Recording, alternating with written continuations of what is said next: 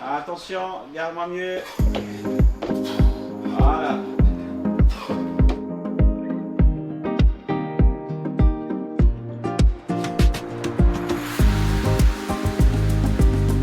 Bonjour Fabrice, merci de me recevoir ici chez toi à Neuchâtel. Ah, ça me fait plaisir aussi, ça fait longtemps. Ouais, ça fait très longtemps, je crois que ça fait au moins 15 ans qu'on s'est pas vu. Ouais, 15 ans, hein, peut-être plus même. Ouais, peut-être même plus. Ouais. Fabrice, peux-tu te présenter pour ceux qui ne te connaissent pas? Alors bonjour à tous, je m'appelle Fabrice Nsakala, je suis latéral gauche, j'ai été formé à 3 et c'est un plaisir de vous accueillir aujourd'hui.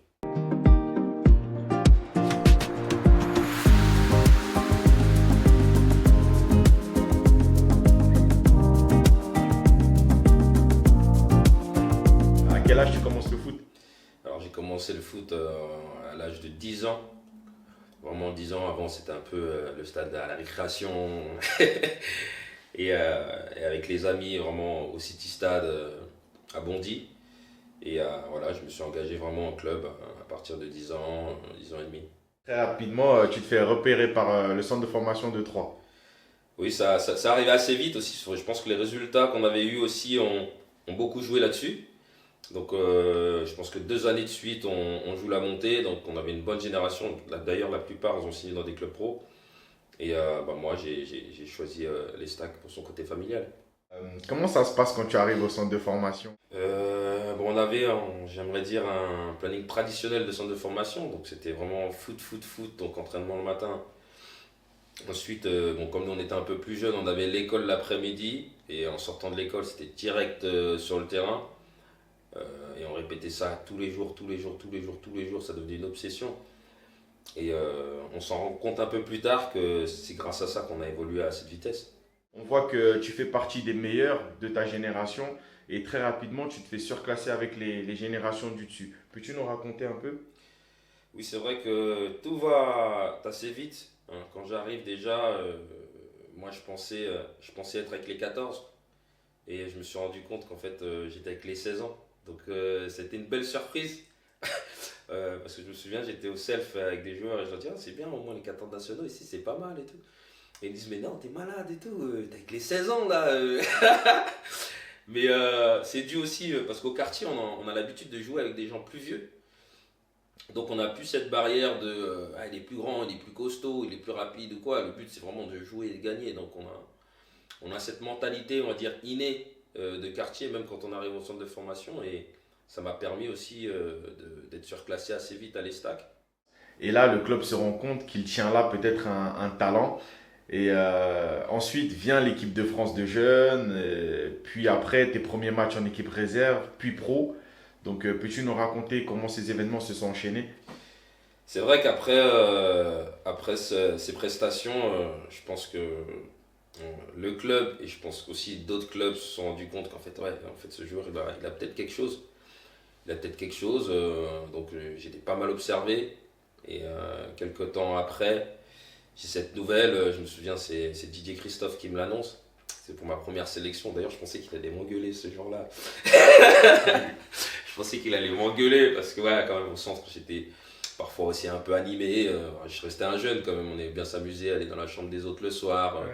déplacer nos lits, tout ça. Avec tes potes, Ouais, avec. Abdou Sissoko. Ah ouais, totalement, hein, totalement. Je sais qu'Abdo nous appelait les Twix. Donc, Ouais. non, c'était vraiment pour moi un moment j'aimerais dire, de ma carrière euh, académique, euh, un tremplin où là vraiment j'ai réalisé qu'en fait, ouais, en fait là je suis dans le monde, je commence à être dans le monde professionnel parce qu'avant tout, moi, quand je suis arrivé au centre de formation, c'était vraiment pour prendre du plaisir, vraiment pour prendre du plaisir et pouvoir essayer de jouer dans un stade, un grand stade, quoi.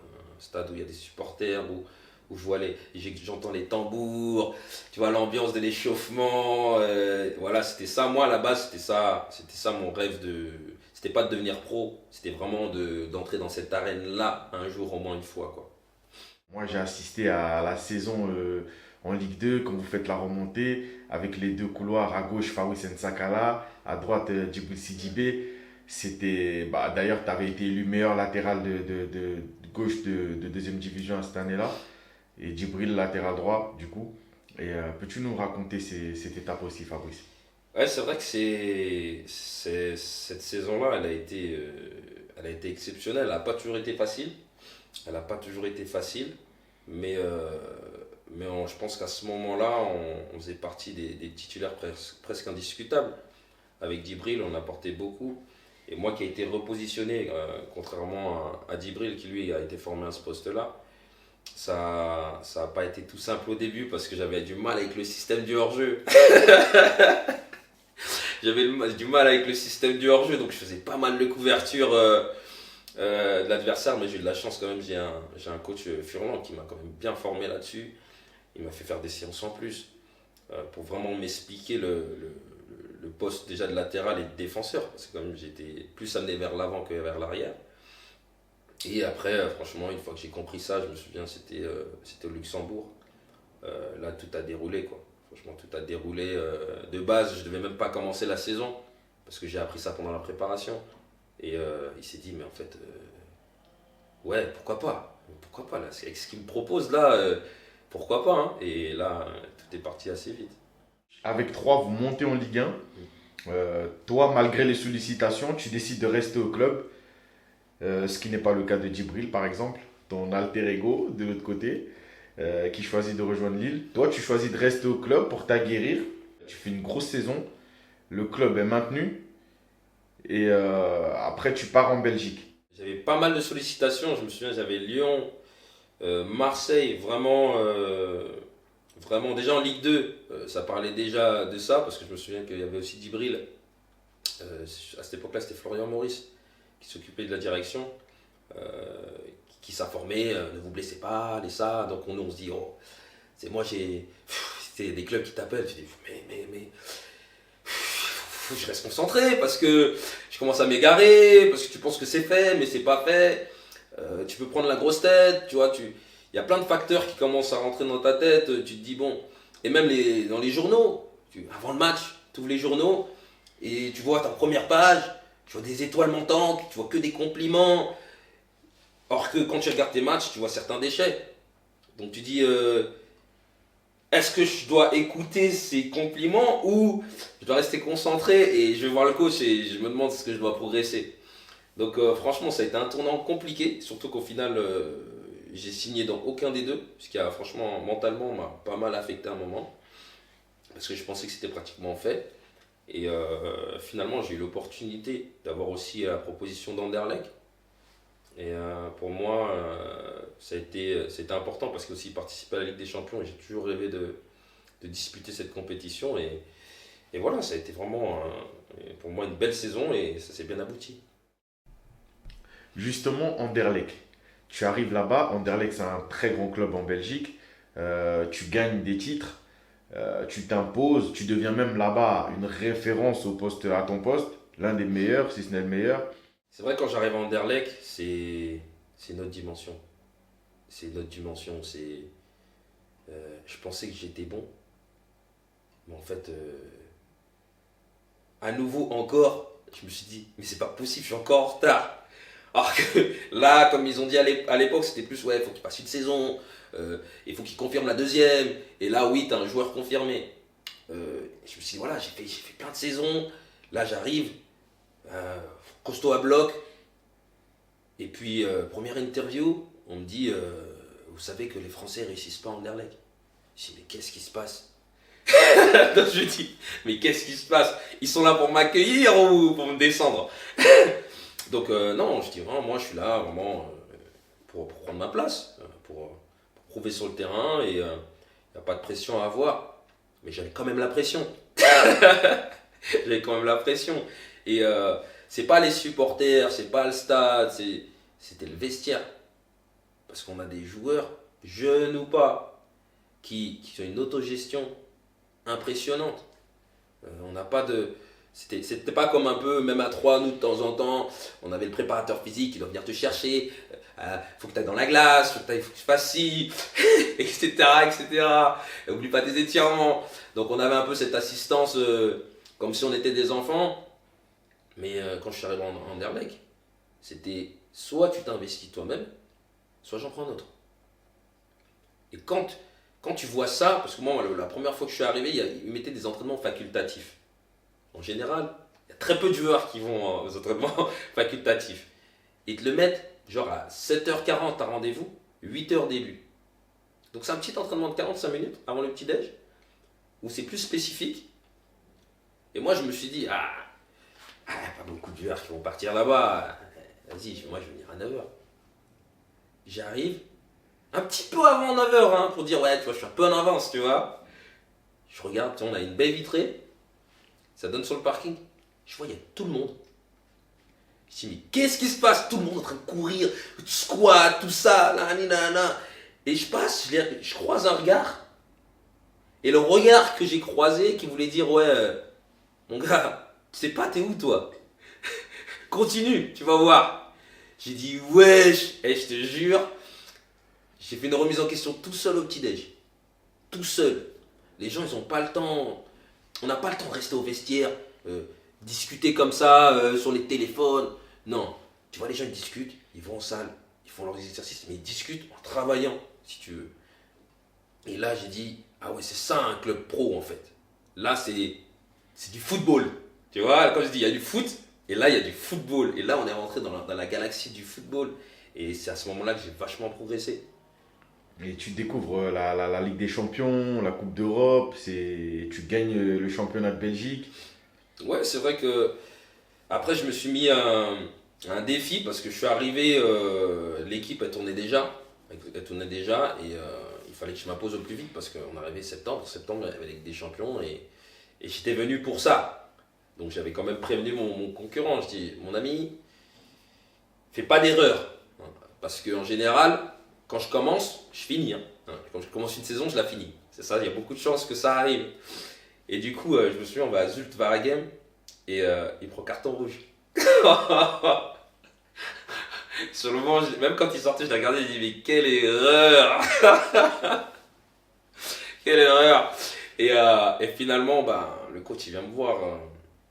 C'était Van der Brom, c'était un néerlandais. Et il me dit voilà, tu l'as ta chance. Tu vois, tu l'as ta chance. J'ai aucun doute là-dessus. On joue Malines à domicile. Et là, je déroule le match. Tu vois, facile. Tu sens que l'homme, il a du ballon et pas de pression, vraiment serein, quoi. Parce que juste après ça, on allait à Benfica. Et les gens, ils me disent, après ce match-là, je me rappelle, je vais en presse, ils me disent, ouais, on l'a trouvé. Notre latéral, on l'a trouvé. C'est lui. Et là, je me suis dit, ah putain, ouais, ça fait du bien. C'est un point en moi, là, parce que je cache pas quand même, j'avais des responsabilités. Parce que là-bas, il y a des responsabilités, tu sais. C'est un club où on gagne, il n'y a pas de nul. Un nul, c'est une défaite. C'est gagner. T'es deuxième à 1 point. On faisait des réunions de crise. Tu vois? Je me suis dit, qu'est-ce qui se passe? Moi, je suis là, je jouais le maintien. Là, maintenant, je suis à 1 point du premier. Donc, pour moi, c'est la Coupe du Monde. Et là, tu dis, on fait une réunion de crise. Donc, tu te demandes de ne pas sourire au vestiaire. Je dis, mais c'était l'aspect mental là qu'il fallait changer et avoir plus de discipline. Et c'est ce que m'a apporté Anderlecht. Et avec toutes ces compétitions, Fabrice, la Ligue des Champions, comme tu l'as dit, un grand club Anderlecht, c'était quoi les salaires? Ah, les salaires, déjà bien avant. Hein. Bien avant, pour moi, déjà quand j'ai commencé à l'Estac, avec un contrat aspirant, t'as quoi? T'as 13 14 ans. Je crois que j'étais à 650, 700 euros. Bon, il y en a, ils vont dire, ah, c'est rien. Mais quand t'as 13 ans, 700. D'ailleurs, je savais même pas que je recevais des salaires parce que j'ai même pas le droit d'avoir accès à mes comptes. Donc c'était mes parents qui géraient.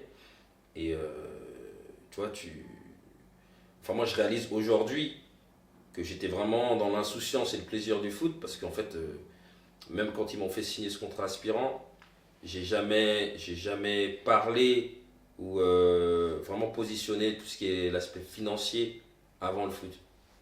Donc ça jusqu'à contrat pro d'ailleurs, jusqu'à ce qu'on me dise, écoute, faut que tu sortes du centre là, maintenant tu vas prendre ton appart mon ami. Jusque là, sinon avant, jamais, à part mes parents qui me posaient des questions là-dessus et que je ne pouvais pas répondre parce que je ne me connaissais pas, j'ai jamais vraiment eu cet aspect financier en tête jusqu'à ce que je devienne un joueur pro confirmé. Ok. Où là, on est dans des sommes, ou même à l'Estac, on était dans du 15 000. Là, tu vois, pour moi, c'est des sommes énormes. Même aujourd'hui, on était dans du 15 000, tu sais, t'as même pas 20 ans. Tu sais même pas quoi en faire, en fait. Parce que t'as pas la culture immobilière, t'as pas la culture, pour dire les impôts, quand j'ai reçu la feuille. Quand j'ai reçu la feuille, je me suis dit, tu vois, à l'école, ils doivent nous apprendre des trucs comme ça. C'est des trucs comme ça, là, ils me posent des questions, je sais pas à quel chiffre, en plus, une virgule près, tu fais une erreur. C'est des gros problèmes après. Hein. Donc ouais, j'avais plus ces problèmes-là, hein, où j'ai dû apprendre, où là j'ai dû contacter des gestionnaires financiers ou de patrimoine, etc., qui t'expliquaient les taux, même pour envoyer de l'argent, parce que parfois j'envoyais de l'argent aux parents, et c'est quelque chose indirectement d'interdit, en fait, en France, parce qu'en fait, normalement, tu es imposable quand tu envoies de l'argent en fonction de la somme, et c'est des choses que je savais pas, qui m'ont mis en alerte, parce qu'on s'en rend pas compte, on envoie peut-être pour faire plaisir, on envoie, on calcule pas, et un jour, tu reçois un courrier, on dit, ouais, vous avez envoyé tant, donc vous êtes imposable à tant, et ça, à ce moment-là, il n'y a personne qui va te dire, bah écoute, comme tu as fait ça pour moi, je vais le payer. Hein. Ça, c'est ton problème après. Donc vraiment, j'ai appris dans le bain. Et après, ouais, c'est vrai que quand je suis arrivé à Anderlecht, là, c'est encore une autre dimension. Là, on est dans du 450 000 à l'année. Je crois que ça va faire peut-être du 35, peut-être 40 000. Et encore, c'est évolutif. Enfin, c'est un système belge. Ils aiment bien, plus tu joues, en fait, plus tu augmentes ton salaire. Donc ça te motive à te surpasser. Et crois-moi, ça m'a fait courir. Ça m'a fait courir. Je passais beaucoup de temps en salle. Hein, beaucoup de temps en salle jusqu'à aujourd'hui. Donc voilà, en plus on a eu des titres. Donc là-bas, il n'y a pas non plus je dirais de problèmes financiers au point de dire ouais, je vais être augmenté ou je gagne pas assez. On n'a pas cette barrière de pas parler de ses salaires. Parfois même on charrie là-dessus. Je dis, hey, mon gars, si je gagne plus que toi, c'est parce que je suis meilleur. Hein, c'est pour se taquiner, mais c'est pour dire qu'on n'a pas peur de se dire les choses. Parce que c'est important sur le terrain de savoir se dire les choses aussi. Sans peur, sans dire que lui, il a un statut, lui, il a ça. Parce que moi, je suis arrivé, il y en a, ils avaient 4 titres, 6. Il y avait les Gilets, Guillaume Gillet qui était à Nantes, par exemple, capitaine, qui avait beaucoup de titres, qui en plus à l'entraînement je suis face à lui donc je ne peux pas me retenir mais voilà c'est vraiment une autre dimension financière et quand j'arrive en Turquie c'en est encore une autre parce que là-bas en plus là je parle en net tu arrives là-bas ils ont je dirais pas la discussion facile mais comme ils ont ce pouvoir financier ils ont cette facilité même si t'es pas avare à t'attirer avec ce qu'ils ont aussi autour. La gestion, l'accueil, avec tous ces supporters qui arrivent, tu sens, tu te dis, il y a tellement d'amour là. Tu dis, mais comment je peux mal jouer là en arrivant chez vous? C'est impossible, c'est impossible. Pour moi, c'était impossible. Quand je suis arrivé, par exemple, à Alanya, je connaissais pas. Je connaissais pas du tout Alanya. J'avais demandé à aller en prêt parce qu'il y avait quelques différends. J'avais quelques différends avec le coach parce que je ne comprenais pas pourquoi je ne jouais pas, il n'y avait pas de discussion, pas de communication, donc j'ai préféré prendre mes responsabilités en me disant écoute, je vais essayer de trouver un endroit pour 1 an pour mentalement récupérer, parce que parfois c'est mental, et j'avais quelques prêts, je me rappelle j'avais Reading à cette époque, il y avait Brentford, ils étaient en 2e division, on discutait, et puis il y a Alanya Sport qui est apparu comme ça.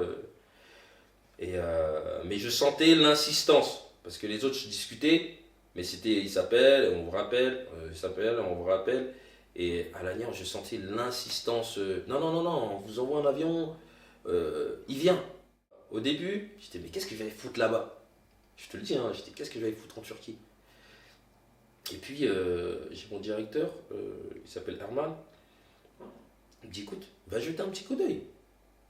Ça coûte rien, va jeter un petit coup d'œil et ça te plaît. Là, on discute en profondeur, parce qu'ils insistent, ils m'appellent tout le temps. Ça te plaît pas, Ben là, t'attends, le mercato est long et puis tu fais la reprise tranquille. Je dis ok. Et il m'invite, je crois qu'il jouait Beşiktaş en plus. Ironique.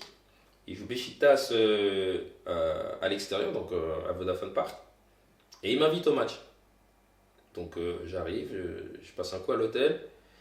Et là, je vois un joueur que je connaissais, John Haïté, qui était à Brest. Donc on rigole, je dis, oh, mais qu'est-ce que tu fais là? Je dis, ah, ben, moi je suis invité au match, tout ça, donc on rigole un peu et tout. Et donc je lui dis, bon, mon match pour ce soir et tout. Et je regarde le match, je regarde un peu l'équipe. Mon but c'était aussi de regarder l'équipe parce que c'est important de savoir avec qui on va jouer. Et finalement, je crois qu'on perd 4-1. Je fais pas attention, je prends pas en compte le résultat parce que quand même je prends en compte surtout que c'est un club qui vient de monter et qui joue le meilleur club de Turquie. Donc 4-1, pour moi, je dirais pas que c'est normal, mais la défaite était presque assurée. La malchance d'avoir un gros club au début de saison, c'est terrible. Donc je dis, mais quand même, tu vois, je vois qu'il y a des efforts, c'est de jouer, ils n'étaient pas réticents, ils sont pas restés tous derrière comme en France. Donc non, là, ça jouait vers l'avant, tu voyais de l'intensité, tout le monde essayait, même s'il n'y avait pas de réussite. Je voyais qu'il y avait de l'idée dans le jeu. Donc là, je me dis, ouais, tu sais quoi, en fait, ça a l'air pas mal. Et je me dis, bon, la ville, je sais pas c'est comment. Donc il me dit, bah écoute, si t'as le temps, là, j'appelle le directeur sportif et je dis, on va à l'Agna. Je dis, ok, ouais, vas-y. J'arrive à l'Agna, déjà chaleur, plage, tout ça, je dis, wow, mais fallait me dire ça plus tôt. Oh putain. Il fallait me dire ça plus tôt. Donc j'arrive, je dis, mais c'est super la ville, tout ça. Je dis, l'ambiance, les palmiers, tout ça. Je dis, mais attends, c'est la Turquie ça? Hein? Tu vois, je suis un peu surpris, tu vois. Je dis, ah, mais c'est super. Oh, j'ai kiffé, je commence à kiffer, mais grave. J'ai pas vu le club, hein. Je commence à kiffer. En plus, je dis, ils sont bons, ils m'emmènent sur la côte, tu vois, tout le long. Je dis, ouais, ça me parle. Tu vois, je dis, ouais, ça me parle. On arrive au club. Donc, ils ont un club. Euh, la structure, elle est pas extraordinaire. Après, c'est compliqué pour moi d'exiger beaucoup parce que Anderlecht, c'était l'un des meilleures structures en Europe. Donc, je peux pas euh, comparer à l'Ania Anderlecht. Donc je vais vraiment dans l'aspect de me relancer mentalement et de voir à quel point ils me veulent aussi. Donc quand j'arrive, déjà le coach il parle que turc, donc il y a un traducteur et il dit écoute, moi tu viens, tu joues. Je dis ok, c'est génial, tant mieux, je suis venu pour ça, donc on rigole. Ils ont l'habitude du thé, hein, là-bas c'est beaucoup de thé. Donc je dis ok. Et je dis ouais, en fait ça me plaît bien le projet et tout. Ouais, je veux bien. Donc je reste là-bas, j'ai pas de bagages. Hein. J'ai juste un sac à dos avec quelques caleçons dedans. Et finalement tout se fait comme ça. Je signe. J'ai pas de bagages, j'ai pas de crampons, j'ai rien. J'ai rien. Et je me rappelle, je crois on est mardi. Donc tout se fait, tac tac. Il me dit ouais, on va essayer de l'enregistrer, tout ça et tout. Vendredi je joue. J'ai fait 2 entraînements. Vendredi, je joue. Depuis, je me suis pas entraîné. Hein. Vendredi, je joue. C'était en Antalya, je me souviens. Et il me dit, ouais. Il me dit, écoute, tu commences vendredi et tout. Je dis, mais coach, j'ai pas de crampons. Ils m'ont tout donné. Hein. Ils m'ont dit, on va acheter. On est parti acheter des crampons. On est parti à Adidas. Ouais, tu veux quoi? J'ai dit, putain, ouais, ok. J'ai pris des trucs. Ils m'ont passé des protèges en attendant que je puisse rentrer, etc. Je dis, ok, c'est génial. Je dis, vas-y, il me dit, écoute, joue. Et à la trêve, moi je vais te laisser des jours en plus. Comme ça, tu fais ton déménagement, tu prends tes affaires et tout. Mais tranquille, t'as pas besoin de stresser et tout. On va te prendre des habits ici euh, pour que tu puisses rester un peu. De toute façon, ici il fait chaud, on s'habille très peu. Et après, quand t'as le temps, tu vas. Je dis ok, super. Donc il me donne un appartement, tout va très vite, voiture, tout. Je dis ok. Donc je joue. Et finalement, je me rappelle, je fais une passe D. Je fais une passe D. Et puis à l'habitant, il me dit, de toute façon, comme le temps que tu t'habitues à la chaleur, parce qu'il faisait super chaud, tu vas pas faire tout le match. Je vais te sortir un peu à la fin du match. Comme ça, tu vois, tu prends la température aussi, tu récupères, etc. Je dis, ok, super. Je transpirais comme un porc. Comme un porc. Ah, j'ai fait tout le match. Et franchement, c'est la première fois quand j'ai vu le panneau, je dis merci coach, merci coach. Et là, je pense qu'à ce moment-là, j'ai reçu une espèce d'oxygène mental où j'ai retrouvé cet amour du foot. Parce que quand on a changé d'entraîneur en Anderlecht, c'est pas que je l'avais perdu, mais là je jouais, on dirait que j'avais l'impression que j'avais un fusil sur la tempe. Si je fais une erreur, et même si c'est pas une erreur grave, c'est une bêtise, c'est une passe que tu as tenté ou un centre que tu as tenté qui est intercepté, ils vont l'utiliser contre toi. C'est-à-dire que là, tu joues contre ta nature. Et là, ça devient compliqué. Donc c'est pour ça que j'ai demandé à être prêté cette année-là à Anderlecht, tu vois, alors que je jouais. Le moral, il est reparti. Tu kiffes la ville, tu t'éclates. Et comme à ton habitude, tu t'imposes et tu deviens encore une fois de plus une référence en Turquie. Et là, c'est le grand Beşiktaş qui vient toquer à la porte. Voilà, Fabrice, on le veut. Comment ça se passe, Fabrice, tout ça? Bah, moi, ce jour-là, c'est marrant parce que quand je reviens de mon prêt, je demande à revenir à Alanya. Donc, vraiment, j'insiste. Déjà, eux, avant la fin de saison, ils ne voulaient pas me laisser partir avant que je signe quelque chose. Je dis, mais je suis prêté. Ça, faut appeler Anderlecht d'abord. Mais moi, je veux complètement rester. Je pense peu importe la somme qu'ils donnaient, je restais. Et ensuite, je me souviens, je reviens. Et avec le président, je lui ai dit, par contre, moi, pour la prolongation, donc là, je signe 3 ans. Si moi, si vous voulez me reprolonger après ces 3 ans, moi, je parle seulement à la deuxième année, début du mercato. J'aime pas partir en vacances avec des idées troubles. Je préfère qu'on parle, même si je dois couper mes vacances, qu'on parle à la fin de saison clairement ce que vous attendez de moi, ce que vous voulez faire dans le futur. Et après, on commence la saison. Moi, je préfère travailler comme ça. Et il me dit, mais non, on a le temps, on a le temps. On se dit, attention, les saisons, ça va vite quand on joue. Quand on prend du plaisir, ça va vite. Et on rigole tous. Ouais, ok, parce que moi, je dis, moi, je vais signer chez un gros ici. C'est sûr et certain. J'ai dit, c'est sûr et certain, je vais signer chez un gros. Donc, même il y a des joueurs qui rigolaient. Il y avait Emre Agbaba qui était un peu de mon quartier, qui était de Bobigny, qui habitait juste à côté. Lui, il me disait, mais non, je dis, hey, si moi, tu vois Vodafone Park, la prochaine fois, tu vas me voir en face. Et on rigolait, tout ça. Je dis, ok, donc moi, je fais mes saisons. Et finalement, à la moitié de saison, j'ai Fenerbahçe qui me contacte. Fenerbahçe qui me contacte la dernière année, donc en janvier. Je suis pas encore libre, hein, mais donc il me reste 1 an de contrat après. Il me contacte, mais là, c'est pour un transfert. Et je dis, ouais, super, franchement, super emballé, je suis super emballé et tout. Mais le problème, c'est que le directeur sportif s'est fait virer, le coach s'est fait virer. Ouais, ils veulent, mais je me dis, je vais arriver dans des conditions où ça se trouve que le coach, il va arriver. En fait, lui, je veux plus. Tu vois, je ne connais pas lui, c'est qui? J'ai pas fait un match avec eux, il a pas de vidéo sur moi, il sait même pas comment on joue. Je me suis dit, ouais, tu vois, je commence à me gratter le crâne, même si le contrat, je crois qu'on était à 1.5, 1.7, un truc comme ça, mais peut-être plus. Et je me dis, ouais, l'argent, c'est un truc de fou, mais c'est dur à dire, mais ça fait pas tout. Tu vois, ça fait pas tout parce que si j'arrive et on me met dans le loft, même regardez Mbappé, il a mal vécu le loft, hein. Pourtant il est à 60 millions à l'année, hein. Donc, donc voilà, je lui ai dit, écoutez, on attend la fin de saison. Une fois que vous êtes plus stable, il n'y a pas de souci, c'est un plaisir, on discute. Parce que moi je suis grave emballé. Ils me disent ok. Donc moi j'ai encore l'année, je finis l'année. Donc l'année d'après, comme j'ai dit, là c'était la période où je dois discuter pour ma prolongation. Donc j'ai pas de prolongation. Je vois des joueurs qui prolongent, mais pas moi. Donc je leur ai dit, je veux pas courir après. Même si j'adore le club et franchement, même jusqu'à aujourd'hui, j'y vais.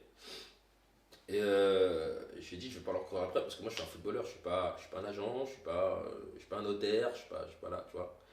Donc, je pars en vacances, j'ai pas de nouvelles. Je reviens, je fais la saison, on fait de saison en plus, on fait un début de saison de malade encore cette année, je sais pas ce qui se passe avec les Papy Cissé et tout ça. Je crois qu'on est à une série de 10 victoires. les gens même ils disent mais qu'est-ce qui se passe là-bas? De saison en saison, ils montent, ils montent, ils montent, ils montent. On se rapproche de l'Europe. Et puis il y a un défenseur qui s'appelle Tsavelas, un grec. Et je crois en septembre, il dit au président, moi je prolonge si seulement Sakala prolonge. Et moi je rigole, en plus je suis à côté, hein. Et je suis à côté, je dis arrête, tu vois, je suis un peu gêné, tu vois. Ça ne dit pas des trucs comme ça. Oh. Il dit non, non, non, moi c'est le mec qui me couvre. Il couvre mon dos. Il fait. J'ai une facilité à jouer parce qu'il est là. S'il prolonge, je prolonge. Donc il dit c'est ce mec-là que vous devez prolonger en premier. Et moi je dis, moi je rigole parce que moi je sais que j'ai eu des discussions, mais voilà, tu vois, c'est eux qui décident, tu vois, quand même. Je suis qu'un joueur, c'est le président, tu vois, il y a un minimum de respect, tu vois. Donc j'attends, septembre, rien, octobre, rien. Novembre, je commence à être convoqué. Ouais, on veut que tu prolonges. Je dis, ouais, mais en novembre là. Moi je dis, on est en novembre, j'ai des coups de fil toutes les semaines, tu vois. Même si je suis amoureux du club, j'ai des coups de fil toutes les semaines. Je dis, ouais, mais. Je dis, ok, vous me proposez quoi quand même? Tu vois, je reste ouvert, c'est important de toujours rester ouvert, faut jamais fermer les portes. Et ils me disent, ok, on va préparer une proposition, on te reconvoque. Je dis, ok. Entre ça, on arrive en décembre. Décembre, toujours rien au début. Je dis, vas-y.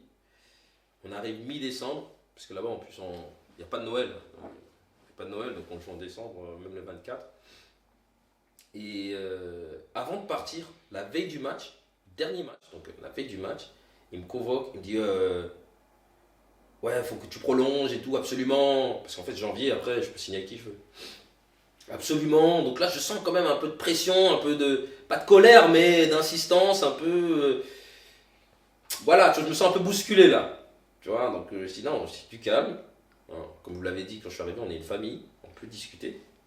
Mais je dis, mais en décembre, là, je dis, président, vous vous souvenez, il y a 3 ans, je vous l'ai dit. Il me dit, ouais, mais bon, je pensais que t'étais pas sérieux. Je dis, mais moi, je suis toujours sérieux quand je parle. Je mets mes responsabilités. Parce que si je le dis, je dois le faire. Donc je dis, faites-moi une proposition officielle. Et puis, on en reparle. Et finalement, je me rappelle, il me fait une proposition, mais il me fait la même. Je ne demande pas à être augmenté de ouf. Je promets, franchement, il mettait 10 000 euros de plus, je signais. Mais il me fait la même. Je dis, président, franchement, je garde la proposition. La proposition, c'était la même, c'était laquelle? Et c'était à 720 l'année. 720 000 Ouais. euros à l'année. Ouais. Ok. Et il dit non, c'est la première fois déjà qu'on fait ça, etc. Je dis non, mais franchement, ça me touche. Ça me touche. Et j'apprécie vraiment. Mais je préfère réfléchir, comme j'ai le temps, maintenant. Et puis on en reparle. De toute façon, on a jusqu'à mai. Il me dit ah, non. J'ai dit, ça a été les vacances. Après, il dit, sinon tu joues plus. Donc là, on change. Le discours a totalement changé. J'ai dit, mais qu'est-ce qui s'est passé? Je me fais menacer. Tu vas plus jouer, tu vas plus être dans l'équipe. Je vais faire en sorte que tu même pas un pied à l'entraînement, etc. Je dis, mais qu'est-ce qui se passe? J'ai dit, président, qu'est-ce que j'ai dit de mal, quoi? Je me dis, qu'est-ce que j'ai dit de mal? Moi, je suis juste là, je suis un joueur de foot. Je suis un joueur de foot. Déjà, c'est même pas moi que vous devez appeler, c'est mon agent. Moi, je suis gentil parce que le club, pour moi, c'est chez moi. Donc, j'ai pas besoin que mon agent vienne. Vous pouvez m'appeler, moi, je vais l'appeler. Après, tout ce qui est les petites lignes, les astérix, comme on dit, là, les clauses, tout ça, vous voyez avec eux. Mais la décision de prolonger, de vouloir rester, tout ça, c'est moi. Et je vois ça part comme ça. Franchement, je sors du bureau, je suis un peu sonné parce que je me dis, c'est le président. C'est le président, il fait ce qu'il veut ici, tu vois. Et le coach à ce moment-là, c'était Erol Bulut. Et lui aussi devait signer à Fenerbahçe, tu vois. Donc lui, il est totalement pour me prendre avec. Donc totalement ouvert pour me prendre avec lui. Et il me convoque, il me dit, hey, et le président, il peut dire si tu veux, tu vas jouer. Et là, je te dis, j'ai bombé le torse. Je te dis, là, ça, c'est un entraîneur de foot. Tu vois, ça, c'est mon Mourinho. Je te le dis, quoi. Il me dit, hey, t'es le meilleur là, je ne veux pas me passer de toi. J'ai un projet, on touche l'Europe là cette année. Donc finalement, je joue, je fais les matchs et tout. Je joue. Je me dis, putain, il a raison, il a porté ses couilles. Et finalement, j'ai Besiktas qui m'appelle. Après, on va jouer à Rizé Sport. Et après le match, il m'appelle sans détour. On te veut. Là, il n'y a pas de demain où on se rappelle, on te veut, t'es disponible quand?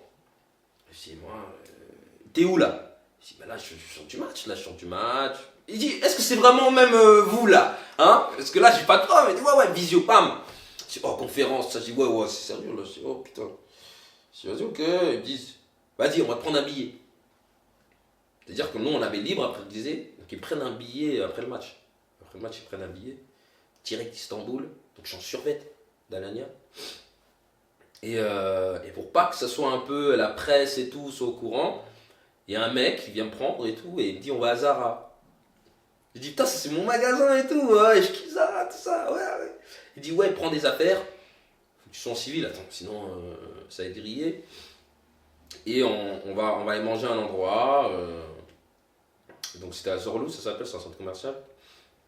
Et je crois que c'est un magasin en fait, c'est un restaurant pardon, où il y a beaucoup de joueurs qui en général, quand ils vont presque signer, ils vont manger là-bas. Parce que de ce que j'ai compris quand j'ai joué là-bas. Et donc je me pose, j'ai choisi aussi des affaires qui me plaisaient beaucoup, hein, que j'allais garder, tu te doutes. et on discute, donc on parle de tout sauf contrat. Franchement, super, humainement super. Oh, vraiment, il voulait pas que j'ai une quelconque pression, de savoir comment j'allais, mes projets, ce que j'avais envie de faire, s'il y a de la famille, que ça allait bien et tout. Franchement, l'approche superbe, franchement superbe. Et puis il me dit voilà, là on va aller au siège. Je vais au siège et il me dit ouais, tu veux combien? Tu vois, on a tous cette pression. Quand on te dit tu veux combien, tu sais plus quoi dire. Parce que tu te dis est-ce que je peux oser dire une somme, est-ce que je peux pas. Au début, je commence à rigoler et tout, je dirais je veux 2 millions. Je veux 2 millions, mais tu vois, avec le petit rictus et le côté un peu timide, tu sais, sans en le regardant droit dans les yeux, mais pas trop, je lui dis ouais, moi je veux 2 millions. Il me dit tu veux 2 millions? Je dis il me dit attends et tout. Il part, je crois qu'ils vont discuter et tout. Je dis écoute, 2 millions c'est un peu beaucoup pour ce poste-là, parce qu'on a des fourchettes comme tous les clubs en général. Il me dit mais je pense qu'on peut essayer d'arriver à 1,5. Et dans ma tête, tu sais, sans faire exprès, il y a le sérieux, tu vois, qui sort. Parce que je me dis, putain, c'était une blague. Ah, moi, tu me donnais 800, je t'aurais dit oui. Tu vois, tu vois, j'ai pas cette valeur de. Tu vois, pour moi, de l'argent, c'est beaucoup, c'est beaucoup. Tu vois, 5 000 euros, c'est beaucoup, tu vois, pour moi. Et je dis, tu vois, mais là, je suis dos au mur parce qu'en fait, il me donne ce que je veux. Plus de ce que je veux. Sans compter les primes, ça. Je me dis, qu'est-ce que tu veux que je lui dise maintenant? Je suis là dans le bureau, il y a tous les papiers qui sont en train d'imprimer, j'entends l'imprimante d'ici. Et tu vois, quand tu vois le contrat avec plein de pages, c'est que là, il y a quelque chose d'intéressant qui se passe. Et je dis, ouais, ah ouais. Et maintenant, il me dit, voilà, tout est là. On fait quoi? Je dis, mais là, il prend de cours. Là, il prend de cours, je sors de match. Je suis là. Il me dit, qu'est-ce que tu veux? Il me le donne là. Il y a tout est écrit. Il me dit, tu prends ton temps, tu lis le contrat. Et je commence à dire, ouais, mais mon agent, il n'est pas là. Tu vois, je commence à chercher des excuses. Il n'est pas là, faut que je l'attende. Je peux pas signer sans lui. Tu vois, je dis, non, moi, je suis quelqu'un de correct, tout ça et tout. Il me dit, non, mais il n'y a pas de souci. Il n'y a pas de souci. Je dis, ouais, en plus, il y a sa com et tout. Il est quand même, il travaille pour moi, tu vois. Il dit, hey, si tu veux signer, c'est pas le problème. Il dit, donne-moi le numéro de ton agent, on va lui prendre son ticket. Il sera là aujourd'hui ou demain. Toi, tu restes ici. Et puis après, on en discute. Je dis, ok. Donc, ils me mettent comment dire, au Swiss Hotel. Et j'appelle mon agent, il dit oh, j'ai reçu un coup de fil comme ça, même lui il était pas au courant. Même lui il était pas au courant. Je dis là c'est moi qui te fais manger là. C'est moi j'ai travaillé pour moi là. Et du coup on arrive et tout, et là je me dis ben de toute façon j'avais toujours voulu jouer à Beşiktaş indirectement parce que avant quand j'ai signé à l'année avant que mon frère décède, il me disait ouais putain je sais que tu peux signer à Beşiktaş, moi j'aime bien, je connaissais Quaresma, lui il connaissait plus le foot que moi. Je connaissais Quaresma et tout, ils ont appris que le vieil Pépé, il me sortait des trucs et tout. Je dis ah ouais, ouais. Il dit ouais, Gala c'est bien et tout. Mais tu vois, Beşiktaş, j'aime bien tout ce qui est aigle, tout ça. Je dis ah ouais. Et je dis ouais, tu sais quoi, pour toi, je vais le faire et tout. Et, finalement, tu vois, je l'ai fait. Et ça a été. C'est pour ça qu'après, Beşiktaş, ça a eu une grande signification pour moi.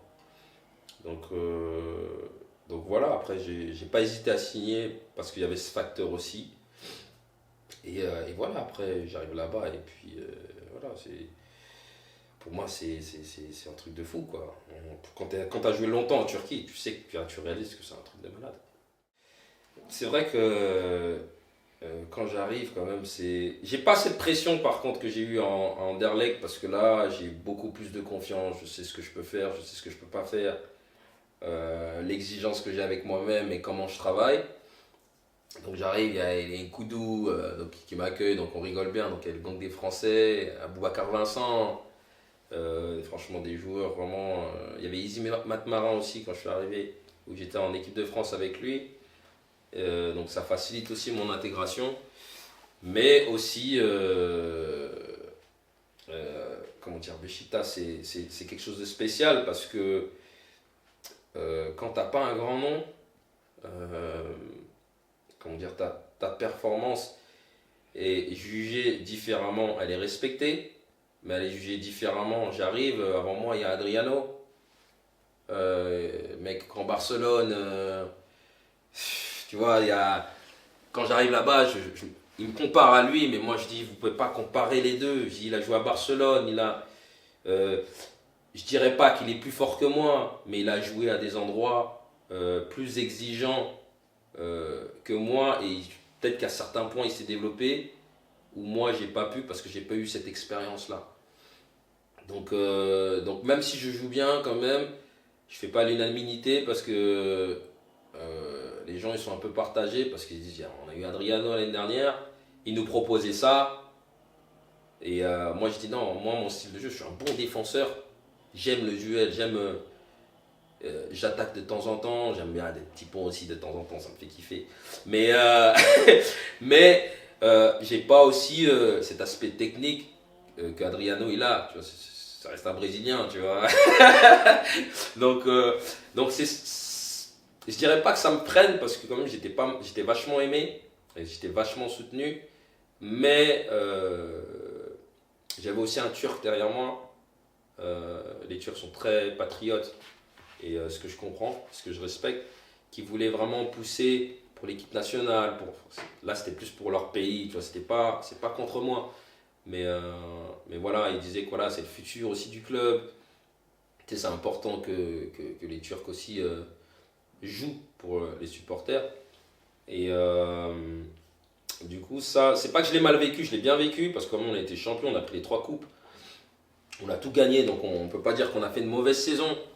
Mais quand on regarde la deuxième saison, là on est un peu sorti du registre performance, résultat, équipe, où là on voulait plus, voilà, on veut que ce joueur-là il joue, on veut que lui fasse ça, on veut que lui fasse ça.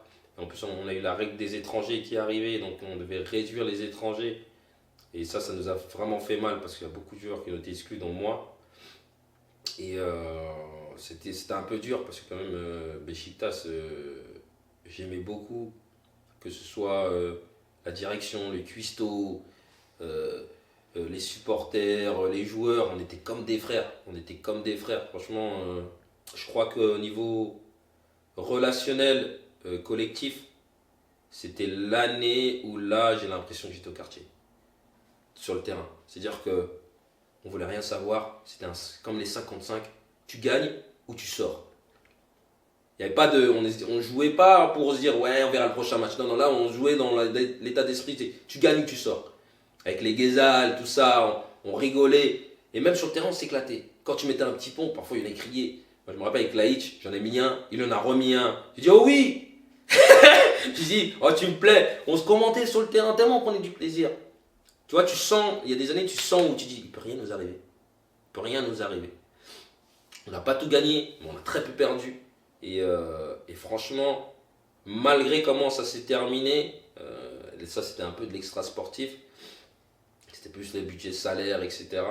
Mais j'ai toujours dit, franchement, j'ai apprécié la période que j'ai passée à Beşiktaş. Et en plus, je me suis fait des amis franchement, qui m'ont appris aussi humainement que dans le foot, parce que ça arrive rarement qu'on peut être collègue, mais aussi on peut devenir de potes, de bons potes, en dehors du foot. C'est la première fois que tu vois dans un groupe, on n'a pas besoin de faire des forcings, on n'a pas besoin d'être en situation de crise pour faire des repas, pour aller boire un coup, pour aller boire un verre, même faire une sortie en boîte de nuit.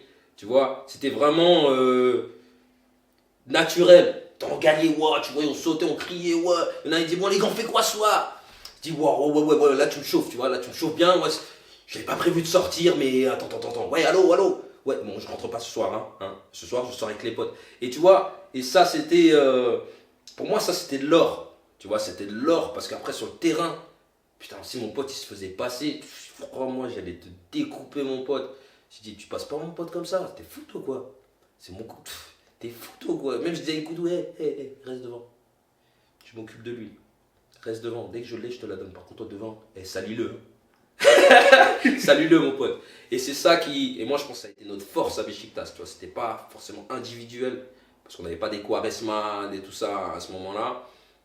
Mais collectivement, franchement, il y avait rien à dire. Vient la fin de l'aventure avec ces petits problèmes extrasportifs, comme tu l'as signalé. Ouais, ça a été compliqué parce que bon, je pense que médiatiquement, ça a été dit. Ah, j'avais liké une photo d'un joueur de Trabzon après une défaite. En soi, on sait tous que c'est rien du tout. Mais bon, en interne, c'était plus. Voilà, on avait quand même plusieurs joueurs été convoqués pour réduire de salaire. Parce que quand même, il y avait la règle des étrangers, tu sais. Donc aussi, ils devaient se débarrasser de certains étrangers. Donc il y avait plus de Turcs qui jouaient. Moi, on va dire la malchance que j'ai eue, c'est qu'il y avait un Turc derrière moi, donc ça facilitait les choses. Il y a eu Vida qui a eu aussi ça aussi. Et que voilà, maintenant, le truc c'était comment exclure des joueurs à qui on n'a rien à reprocher. En fait, c'était ça le problème. Parce que je suis un mec qui arrive à l'avance, j'arrive 1h30 à l'avance, je fais mon entraînement avant, je fais mes soins, j'arrive pas en retard, je me donne à fond, je me plains pas, même s'il paye en retard, je suis pas le mec qui va venir, ah, faut que tu me payes, faut que tu me payes. Non, franchement, je suis patient et tout, je suis à l'écoute. Donc du coup, ils se sont dit, ouais, comment comment on peut faire en sorte que qu'il joue plus. Mais pas forcément malsain, mais là tu vois, c'était le côté business du foot, tu vois. Et j'étais le premier choqué, mais le problème c'est qu'ils ont créé une vague de haine, parce que tu sais, les supporters, on peut dire ce qu'on veut, ils vivent les matchs avec le cœur. Donc eux, ils ont pris ça comme une trahison, alors que c'est quelque chose que j'ai toujours fait, tu vois. Donc c'est pas eux, ils ont eu l'impression, il s'est dit, oh, il joue pas le match, on a perdu, il va liker la photo. Alors que après le match, en fait, avant le match déjà, j'ai dit à mes potes, ouais, bah vas-y, passe à la maison. Passe à la maison après le match, on prend un truc. Comment j'ai joué à Alanya avec eux, 3 ans. C'est pas n'importe quoi. Tu sais, ces gens-là, ils ont porté tes enfants. C'est significatif, tu vois. Et eux, ils l'ont pas pris comme ça. Ils connaissent pas ma vie d'un côté. Donc, eux, ils ont vu un like. Après une défaite, il a pas joué. Il a les nerfs. Donc, pour nous blesser, je dis non. Je dis non. En plus, le titre, c'était, il a liké la photo du compte de Trabzon, alors que je suis même pas Trabzon Sport, tu vois. Donc, ça n'a aucun rapport. Et du coup, ça, après, je suis pas le mec qui devait se justifier. J'ai rien à me reprocher. J'allais pas mettre un post. Non, bah écoute, non. Écoute, si tu veux me détester, déteste-moi. Mais moi, là, tout de suite, j'ai rien à me reprocher. Parce qu'après, au final, j'ai reçu un courrier à la maison en me disant que je me suis battu avec le coach. Ouais, ça, les gens ne le savent pas. Je me suis battu avec le coach, j'ai insulté le coach, j'ai manqué de respect à l'équipe, j'ai manqué de discipline. Et je dis, mais dans ma tête, je me suis dit, mais non, là, on va loin, tu vois. On va loin. Ils ont fait un post par rapport à ça. Ils ont dit que j'ai manqué de discipline, etc. C'est pour ça que j'ai été exclu du groupe. Nanana. Il y a des joueurs même qui m'ont dit, écoute, Fabrice, hey, si tu veux, on fait tous un post pour dire que c'est faux. J'ai dit, non, non, non, non, non. Je dis, hey, c'est l'équipe d'abord. L'équipe d'abord, on a un championnat quand même. Ça se passait pas super bien en plus après. Donc j'ai dit, le but, c'est pas de créer plus de problèmes. J'ai dit, ça va leur passer. J'ai dit, de toute façon, moi, exclu pour exclu, je pourrais rien faire parce que de toute façon, c'était déjà décidé avant. Donc moi, je vais m'entraîner tranquillement, je vais rester le même, je vais rien changer. Et puis, écoute, on va attendre le mercato d'hiver si j'ai une possibilité de partir et de leur arranger parce que c'est ce qu'ils veulent. Et ben, on fera les choses dans ce sens-là. Et du coup, là aussi, ça a été dur parce que j'ai parlé avec beaucoup de clubs qui étaient souvent emballés. Ouais, ça nous intéresse, on adore ce profil. Non, tu mens, c'est pas possible qu'il soit libre, etc. etc. Mais il n'y a aucun qui a vraiment fait le premier pas officiellement. Parce que beaucoup m'ont invité, beaucoup ont été satisfaits de la prestation que j'ai présentée quand j'étais là-bas, notamment Le Havre par exemple. Et, au final, quand on est arrivé au moment de la décision finale, ça a toujours été compliqué, ouais, on rappelle, etc. etc. Et ça, pour un joueur, c'est difficile quand tu as montré ce qu'il fallait et que c'est limite, tu te dis, attends, tu m'as demandé de comment j'étais, tu me dis que je suis bien, mais tu veux pas le faire. Donc voilà, il y a des interrogations. J'étais même pas loin d'arrêter, pour te dire, tellement il y avait un ascendant mental. Je me suis dit, bah, si c'est comme ça, de toute façon, j'aurais pas le choix. J'ai pas le choix, ça fait longtemps que je joue pas. C'est ce que je me suis dit, mais à un moment, je me dis, t'as Mendy qui sort de prison, qui signe 3 jours après, sans explication. J'ai pas entendu de. Tous les discours que j'ai entendus pour moi, je les ai pas entendus pour lui. Et j'ai parlé en plus même avec le Roland. Tiens, mais ça fait 1 an qu'il a pas joué. Et là, je me dis, attends, ils ont signé un mec qui sort de prison. Donc moi, j'étais avec 1 an avec les Stacks qui voulaient me signer. Et ils prennent un mec de prison sans réfléchir. Certes, c'est Mendy, il a joué à Manchester City. Il n'y a pas de souci, c'est vrai. Mais je me suis dit, attends, en fait, on ne me juge pas par rapport à ce que je montre, on me juge par rapport à mon statut, parce que j'ai pas été en équipe de France, parce que j'ai pas, comment dire, j'étais pas dans les grands championnats médiatiques au niveau européen. Du coup, bah, moi, on met en cause certains trucs, alors qu'il y a, franchement, il n'y a aucun détail à remettre en compte. Hein. Donc moi, je leur disais juste, invitez-moi, parce qu'en plus, je suis quelqu'un d'ouvert. Invitez-moi, regardez sur le terrain. Après, j'ai eu l'impression que j'étais aussi un joueur de l'époque, parce que ça marchait comme ça avant. Quand tu regardes les coachs, ils disaient, ouais, moi je veux le voir.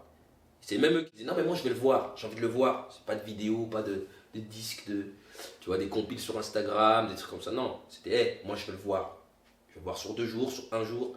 Les très bons coachs, ils disent 2 jours, ça me suffit. Ils disent 2 jours, je vais mettre en place des entraînements pour voir ces qualités que j'ai besoin de voir. Et puis si ça me plaît, on y va. Aujourd'hui, c'est un peu, ouais, mais on doit vendre lui.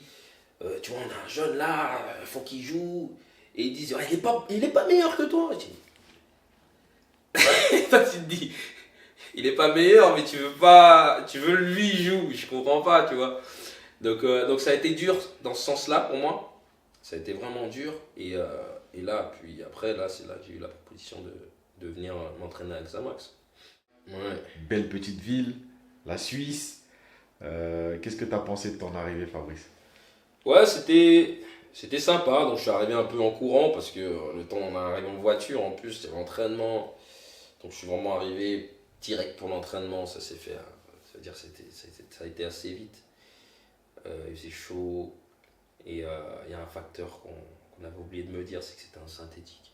Tu vois. Ouais. En soi même, j'ai déjà joué sur un synthétique, j'étais formé dessus et tout pour les entraînements. Mais même on a toujours joué sur des pelouses. Donc ça m'a fait bizarre. Ça m'a fait bizarre, tu sais, la sensation du ballon. tout ce qui est semi-blocage, c'est différent. Tu sais, quand il y a la pelouse arrosée et que ça glisse, c'est pas pareil. Il m'a fallu quand même quelques jours d'adaptation, mais le niveau footballistique, j'avais compris que, honnêtement, j'avais aucun souci à me faire. Sans prétention, sans arrogance. C'est vraiment. Je pense que quand tu as évolué à un certain niveau, tu sais évaluer un peu si tu vas être en galère ou si tu vas t'en sortir ou si ça va aller, tout court. Et là, je me suis dit, franchement, même si j'ai pas joué pendant un an, ça va bien se passer. Tu vois, j'ai dit la même chose au Havre, j'ai dit la même chose ailleurs, et encore, et encore, et encore, et ça s'est toujours bien passé. Et je me souviens, ils m'ont dit que, ouais, on va jouer Sion, ça va être un bon test, tout ça. Franchement, honnêtement, dans ma tête, je me dis, si on me parle de Sion comme si, c'est où même? C'est où? C'est où? Et en fait, après, j'ai dit, on dit, ah, Balotelli. Je dis, ah ouais, c'est en Suisse et tout. Je dis, putain, ah ouais, je me souviens, ouais, je sais que, parce que je l'ai déjà fréquenté un peu quand il était en Turquie. Et j'ai dit, ouais, c'est vrai que ouais, j'avais vu qu'il était parti à un club, ça s'appelait Sion et tout. Et ouais, je me dis, bah, s'il me parle de Sion comme ça, je me suis dit, ouais, ça peut être un putain de club et tout. En soi, c'est un vrai club, tu vois, historiquement et tout, il n'y a pas de souci. Mais moi, je pensais qu'ils étaient en première div, Ligue des, un truc comme ça, tu vois. Comment tu m'en parles? Enfin, nous, quand on parle d'un club comme ça, en général, genre, t'es en Ligue 2, tu joues une bonne Ligue 1, tu vois. Je dis, ok, donc on verra mardi. Il joue 45 minutes. Bon, écoute. Ouais, ok. Ok, je dis, bah, moi, je me dis, si ça pour vous c'est dur, bah, ici, moi, je vais bien me sentir, hein. Je vais bien me sentir ici. Mais, tu vois, il y a un côté dangereux parce que je me suis dit aussi que est-ce que l'exigence et la discipline va faire partie du projet? Parce que ce qu'on oublie de dire, et ce que beaucoup de petits clubs aussi oublient, c'est que quand on veut suivre un grand club, on regarde souvent l'aspect, ouais, ils ont un aspect financier, ils ont l'aspect ci, ils ont l'aspect ça, mais on ne veut pas prendre la partie spécifique où ils travaillent individuellement, où c'est très spécifique, c'est-à-dire au poste. Limite chaque jour, où ils filment les entraînements, ils essaient de gommer le maximum de déchets que tu fais à l'entraînement ou en match. Ça demande beaucoup de travail. Moi, je me souviens, je passais tellement de temps avec le préparateur physique. Il pouvait même me dire, tu sais, toi, si on te bouscule de la droite, tu perds ton duel. Pour te dire à quel point c'était précis. Donc, je me suis dit, est-ce qu'on va avoir cette gestion et ce suivi? Parce qu'en fait, c'est ce qui m'a fait le plus progresser. Que ce soit en muscule, cardio ou quoi, il pouvait me dire dans les 3 mois qui viennent, il dit écoute, là dans 3 mois normalement, si tu étais à 16 km/h, tu seras à 17,5 voire 18. Tu vois, il pouvait être précis parce qu'il savait ce qu'il faisait. Donc moi, ma crainte, c'était celle-ci. C'était surtout celle-ci parce que si tu l'as pas, même si tu joues, même si tu es un bon joueur, les gens ne vont pas le voir, mais tu peux régresser. Tu peux régresser parce qu'il y a des choses que tu développes plus, il y a des choses que tu répètes plus. Et comme on dit, le corps, il a une mémoire. Et c'est-à-dire qu'il commence à l'oublier. Et le jour que tu vas retrouver le haut niveau, les gens vont dire mais wesh, il est où le Sakala de... Et en fait, c'est parce que tu as manqué cette discipline que tu as toujours eue. Et c'est pour ça que là, je sais qu'il y a des joueurs avec Zamas qui me disent mais il est malade, il s'entraîne tout le temps, il va tout le temps en salle, tout ça. Parce que j'essaie de compenser ce manque-là avec ce travail de fond en continu pour garder cet aspect musculaire, cette mémoire musculaire, ce développement musculaire que j'avais eu avant. Donc ça a été quand même, j'ai pas honte de dire, ça a été difficile. Et j'ai réussi à trouver une structure qui arrive à m'apporter ça. Ça s'appelle le Body Capital, donc franchement c'est génial et c'est ce qui m'a permis aussi de revenir de ma blessure. Qu'est-ce qu'on peut te souhaiter, Fabrice? La santé. La santé pour moi c'est le plus important et de prendre du plaisir sur le terrain. Quel conseil tu donnerais à un jeune qui aimerait te ressembler et qui aimerait faire comme toi? Si je devais vais donner un conseil aux jeunes, c'est de faire preuve de discipline. Parce que la motivation, c'est pas suffisant. C'est quelque chose de temporaire. Alors que la discipline, pour moi, c'est la loyauté du travail. Donc c'est important pour moi de leur dire de ne pas oublier, surtout de garder leur discipline